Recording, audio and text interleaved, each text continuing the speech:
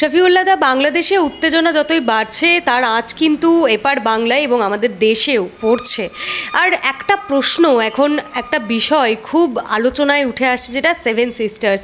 ইতিমধ্যেই বাংলাদেশের এমন বেশ কিছু ভিডিও ভাইরাল হচ্ছে যেখানে ছাত্ররা হুঙ্কার দিচ্ছে যে সেভেন সিস্টার্স তারা দখল করবে, সেভেন সিস্টার থাকবে না, এরকম বিভিন্ন হুঁশিয়ারি তারা দিচ্ছে। এবং আমরা জানি বারবার শিলিগুড়ি করিডোর বা চিকেন স্নেকে আক্রমণের কথাও এর আগে কিন্তু উঠে এসেইছে। এই বিষয়টাকে কীভাবে? দেখো, প্রথম কথা হচ্ছে ওপার বাংলাতে বা বাংলাদেশে যেটা অস্থিতিকর পরিবেশ তৈরি হয় তার প্রভাব আমাদের বাংলাতে বা আমাদের দেশে এসে পড়বে। এটা স্বাভাবিক ঘটনা পড়বে, কারণ আমরা একটা দীর্ঘ বর্ডার শেয়ার করি তাদের সঙ্গে। আর বিশেষ করে যারা আমরা পশ্চিমবঙ্গে বসবাস করি, আমাদের ভাষা, সংস্কৃতি, কালচারের সঙ্গে একটা ভীষণভাবে একটা সাদৃশ্য আছে। এবং স্বাভাবিকভাবেই আমরা বিভিন্ন সময় কথায় কথায় বলেও থাকি যে গঙ্গা পাড়ে বসে কেউ কিছু ভাবলে পদ্মা পাড়ে বসে তাদের ভাবনা চিন্তার মধ্যে একটা মেলবন্ধন ঘটে। আবার উল্টো সময় এটাও বলি যে পদ্মা পাড়ে রক্ত ঝরলে গঙ্গার রঙও লাল হয়, গঙ্গার জলও লাল হয়।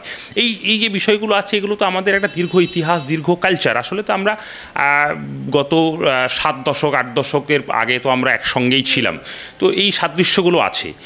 আর এর জায়গায় দাঁড়িয়ে থেকে যখন দেশ ভাগের পরে আমরা ভারতবাসী হিসাবে আমাদের যে দেশের ম্যাপ, সে দেশের ম্যাপ যে আমাদের দেশের যেটা পেয়েছি আমরা আমাদের ভারতবর্ষ হিসাবে, সেই জায়গায় দাঁড়িয়ে থেকে seven sister, Siliguri chicken neck যেগুলো আছে, যেগুলো তো আমাদের বাস্তবতা। কিন্তু সেই বাস্তবতাকে রক্ষা করবার জন্য আমাদের দেশ গত 7 দশকের বেশি সময় ধরে শক্তিশালী শুধু নয়, যথেষ্ট শক্তিশালী। এবং সেটার জন্য বাংলাদেশের বুকে দাঁড়িয়ে কোনো একজন ব্যক্তি বা কোনো একজন কোনো প্রান্ত থেকে কোনো একজন উন্মাদ কোনো কিছু কথা বললো, তাতে ভারতবাসী হিসাবে আমরা ভাবিত নয়। আমরা আমাদের দেশকে রক্ষা করবার জন্য, আমাদের দেশের এগুলোকে রক্ষা করবার জন্য যথেষ্ট শক্তিশালী, এবং সেই শক্তিশালীতা দিয়েই আমরা সেটাকে রক্ষা করব। এবং আমি মনে করি যে এই ধরনের বিষয় নিয়ে দায়িত্বশীল কোনো মানুষ বাংলাদেশে কোনো বক্তব্য রেখেছে বলে আমিও শুনিনি, এবং তারা রাখবে বলে আমিও মনেও করি না। আসল ব্যাপারটা কি? আসল ব্যাপারটা হচ্ছে আমরা একজন ভারতবাসী হিসেবে আমাদের ভারতবর্ষের সম্পূর্ণ সমস্ত রসদ আছে। আমাদের ভারতবর্ষের তার সৈন্য সামন্ত, ভারতবর্ষের ডিফেন্স শক্তিশালী, সবটা আছে। ঘটনা যেটা ঘটছে যে ভারতবর্ষ হিসাবে ভারতবর্ষের যেই মুহূর্তে দাঁড়িয়ে যে দক্ষিণ এশিয়াতে ভারতবর্ষের একটা সম্ভাবনাময় কর্তৃত্ব করবার একটা জায়গা ছিল ভারতবর্ষের। কারণ ভারত এখানে একটা অভিভাবক সুলভ আচরণ করবার একটা সুযোগ ছিল। কিন্তু দুর্ভাগ্য আমাদের দেশের নরেন্দ্র মোদী, অমিত শাহ ক্ষমতা আসার পরে যে আমরা দেখতে পাচ্ছি যে ভারতবর্ষের চারপাশে যে বেশিরভাগ দেশ, প্রত্যেকটা দেশের সঙ্গে সম্পর্কের অবনতি হয়েছে। এই সম্পর্কের অবনতিগুলো কেমন হচ্ছে, কেন হচ্ছে, সেই বিষয় নিয়ে আমাদের দেশের যারা বিদেশ মন্ত্রক পরিচালনা করছে তাদেরকে আরও দায়িত্বজ্ঞানহীন মানে তাদেরকে আরও দায়িত্ববান হয়ে এই বিষয়গুলোকে ডিল করতে হবে। বিষয়গুলো ডিল করলে যেভাবে দেশ এগোনোর কথা সেভাবেই দেশ এগোবে, ভারত জগৎসভায় আবার শ্রেষ্ঠ আসন লবে। না, যে ভিডিও ভাইরাল হয়েছে আমি বলছিলাম, সেই ব্যক্তির মুখ থেকে শোনা যাচ্ছে যে প্রয়োজনে পাকিস্তানের সাথে এক হয়ে যাব, কিন্তু ভারতের গোলামি করব না। দেখো, বাংলাদেশের 18 কোটি মানুষ, কোনো একজন কোনো ভিডিওতে কে কী কথা বলেছে, সে পাকিস্তানের সঙ্গে যাবে না চীনের সঙ্গে যাবে, এইসবগুলো কোনো ধরে কোনো দায়িত্ববান কোনো মানুষ এই মন্তব্য করেছে বলে আমি মনেই করি না। তারা কি করেছে না করেছে, তার আমাদের দেশের সার্বভৌমত্বকে এত ঠুনকো নাকি যে কে কোথায় কি বলেছে তাই নিয়ে আমাদেরকে এত চিন্তাভাবনা করতে হবে? আমরা প্রতি মুহূর্তেই আমরা আমাদের দেশ নিয়ে আমরা যেমন চিন্তিত এবং কনসার্ন এবং সচেতনও বটে। না, বারে বারেই প্রশ্ন উঠছিল যে এই যে বাংলাদেশের এরকম পরিস্থিতি এবং ভারত বিদ্বেষ, এটার পিছনে আসলে কোথাও গিয়ে কি পাকিস্তান পেছন থেকে মদদ দিচ্ছে? এরকম প্রশ্ন তো বারবার উঠেইছে এর আগেও। একটা চিত্র আরও দেখা গেল যে পাকিস্তানের হাই কমিশনার তিনি বিএনপির খালেদা জিয়ার বাসভবনে। দেখো, এই ভারত বিদ্বেষী ব্যাপারটা নিয়ে যে ধরনের বিষয়গুলো ঘটেছে, এই ঘটনাগুলোর ক্ষেত্রে আমি একজন এই ভারতবর্ষের একজন নাগরিক হিসাবে এবং আমার বেশ কিছু বন্ধুবান্ধব এবং রাজনৈতিক সচেতন একজন মানুষ হিসাবে আমার যে অভিজ্ঞতাটা হয়েছে, সেই অভিজ্ঞতা থেকে আমি কতগুলো বিষয় বলতে পারি। যেমন ধরো, এই মানে আমাদের বাংলাদেশে গত 5 তারিখে, মানে আমাদের পরবর্তী দেশ বাংলাদেশে গত 5 তারিখে যে নতুন অন্তর্বর্তী সরকার এসেছে, তার আগে দীর্ঘ প্রায় 15-15.5 বছর ধরে আওয়ামী লীগের নেতৃত্বাধীন একটা হাসিনার গভর্নমেন্ট ছিল, এবং এই হাসিনা গভর্নমেন্ট থাকা অবস্থায় বাংলাদেশের ইন জেনারেল যে সাধারণ মানুষের যে পারসেপশনগুলো কী ছিল, যে বাংলাদেশের সাধারণ মানুষের তাদের দৈনন্দিন জীবনের যন্ত্রণা, তাদের রুটি রুজির লড়াই, বা তাদের বিভিন্ন মানে ফ্রিডম অফ স্পিচ বলতে পারো, বা কথা বলবার যে অধিকার, সে অধিকারটা হারিয়ে গেছিলো।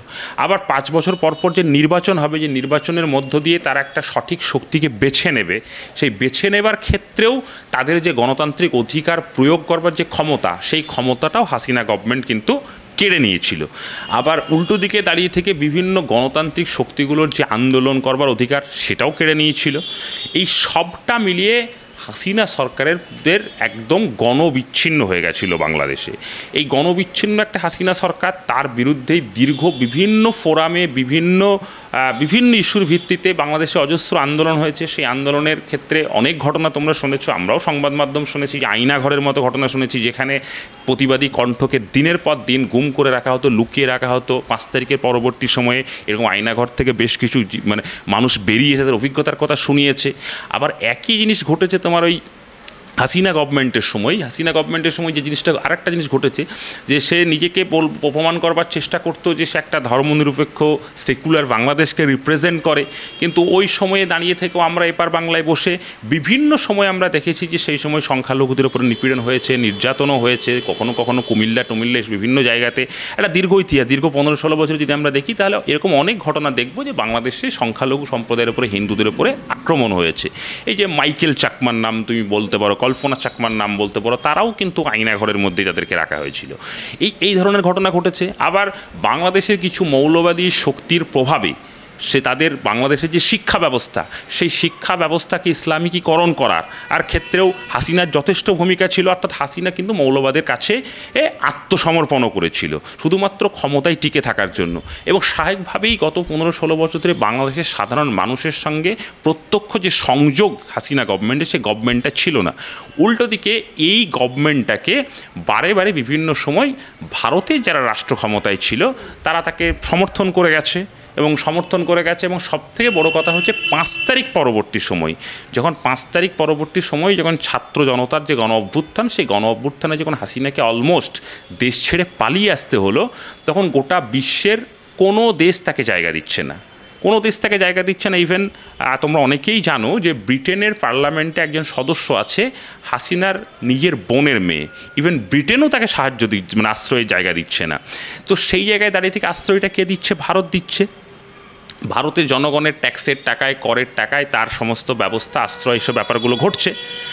এই সবটা তো বাংলাদেশের সাধারণ জনগণ দেখছে। তার মধ্য দিয়েই তাদের বোঝাপড়ার ক্ষেত্রে কোথাও একটা ভারত বিরোধী বা ভারতের সরকার বিরোধিতার একটা জায়গা তৈরি হয়েছে। সেই জায়গার ক্ষেত্রে যেমন বাংলাদেশের যারা শুভবুদ্ধি সম্পন্ন মানুষ, তাদেরকেও বিষয়টা যেমন শুভবুদ্ধির ক্ষেত্রে দেখতে হবে, সুস্থ বুদ্ধির ক্ষেত্রে দেখতে হবে। উল্টো দিকে দাঁড়িয়ে আমাদের যারা ভারতের সরকার, তাদেরকেও দেখতে হবে যে আমরা কোনো আওয়ামী লীগ সরকার বা হাসিনার চোখ দিয়ে বাংলাদেশটাকে দেখব না। বাংলাদেশের জনগণের চোখ দিয়ে বাংলাদেশটাকে দেখার চেষ্টা করা। এবং আমাদের দেশের আজকের বিদেশ নীতিটা তো এরকমটা নয় যে একটা সরকার, মানে বিদেশ নীতি তো সবসময় plan A, plan B, plan C থাকে। একটা গভর্নমেন্ট যদি থাকে আজকে, সেই গভর্নমেন্ট সেই দেশের জনগণ দ্বারা যদি প্রত্যাখ্যাত হয়, নতুন গভর্নমেন্ট আসে, তার মানে কি সেই দেশের সঙ্গে আর আমাদের দেশে কোনো সম্পর্ক থাকবে না? ব্যাপারটা তো এরকম নয়। সব সময়ই একটা দেশের বিদেশ নীতির ক্ষেত্রে plan A, plan B, plan C থাকবে। এবং বাংলাদেশের ক্ষেত্রেও হাসিনা পরবর্তী যে বাংলাদেশ, সেই বাংলাদেশের ক্ষেত্রেও আমাদের দেশের বিদেশ নীতি থাকবে, যাতে কীভাবে আজকের যে অন্তর্বর্তী সরকার, তার সঙ্গে সম্পর্ক কীভাবে ডেভেলপ করা যায়। কিন্তু দুর্ভাগ্যজনকভাবে আমরা দেখছি যে বেশ কয়েকটা ঘটনার পরবর্তীর ক্ষেত্রে দেখছি যে আমাদের বিদেশ নীতির ক্ষেত্রে প্ল্যান বি, প্ল্যান সি এর মাঝামাঝি অভাব দেখা যাচ্ছে। এই অভাবটাকে কাটিয়ে উঠতে হবে। এই বিদেশ নীতির ক্ষেত্রে যে ডিপ্লোমেসি, যে আলাপ আলোচনা, সেই আলাপ আলোচনাগুলোকে আরও দায়িত্বশীল হিসাবে আরও ম্যাচুরিটির পরিচয় দিতে হবে। বাংলাদেশের সংখ্যালঘু নির্যাতন আর তার প্রতিবাদের ঢেউ এপার বাংলাতেও। শুভেন্দু অধিকারীরা রাস্তায় নেমে বিক্ষোভ প্রতিবাদ দেখাচ্ছেন, সীমান্তে সভা করছেন, অবরোধ করার হুঁশিয়ারি দিয়েছেন। দেখো, প্রথম কথা হচ্ছে শুভেন্দু অধিকারী যে রাজনৈতিক দলটাকে রিপ্রেজেন্ট করে, সেই রাজনৈতিক দলটার নাম হচ্ছে বিজেপি, এবং সেই দলের প্রধানমন্ত্রী হচ্ছে নরেন্দ্র মোদী। সেই দল নরেন্দ্র মোদীও সেই দলকে রিপ্রেজেন্ট করে এবং দেশের বিদেশমন্ত্রী স্বরাষ্ট্রমন্ত্রী সবই বিজেপিকে রিপ্রেজেন্ট করে।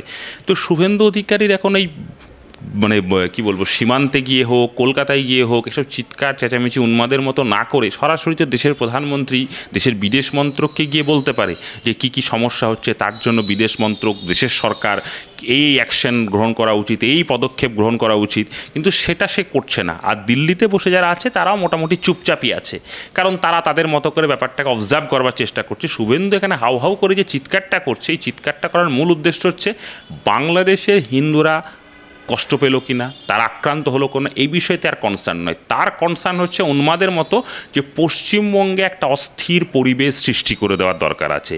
এই অস্থিরতার সুযোগ নিয়ে পশ্চিমবঙ্গকে একটা সাম্প্রদায়িক মেরুকরণ করে দেবো, পশ্চিমবঙ্গকে একটা অশান্ত করে তুলো, এটা হচ্ছে তার কনসার্ন। কারণ তাকে দিকে যদি প্রশ্ন করি আমরা, সে 2020 সালের ডিসেম্বর মাসে বিজেপি জয়েন করেছে।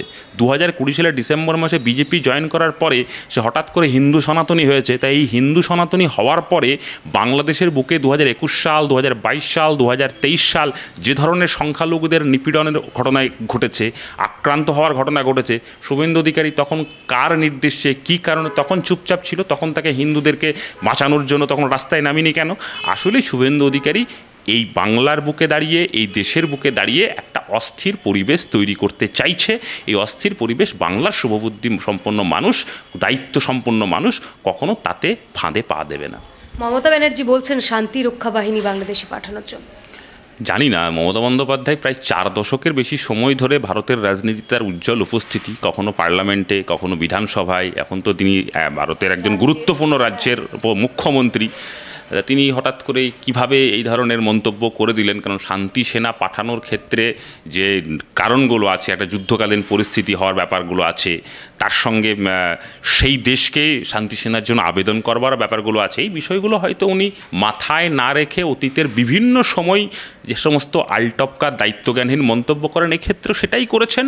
আর এই সমস্ত বিষয়গুলোর ক্ষেত্রে এই ক্ষেত্রে অন্য বিভিন্ন বিষয়ের ক্ষেত্রে ওই যেমন যেটা বলে যে অনুব্রতর মাথায় অক্সিজেন যাচ্ছে না, এরকম কথাবার্তা বলেন, বা ওর দলের কোনো নেতাকে কালারফুল বলেন, এই ধরনের মন্তব্য করে খুব লুজ টক করেন।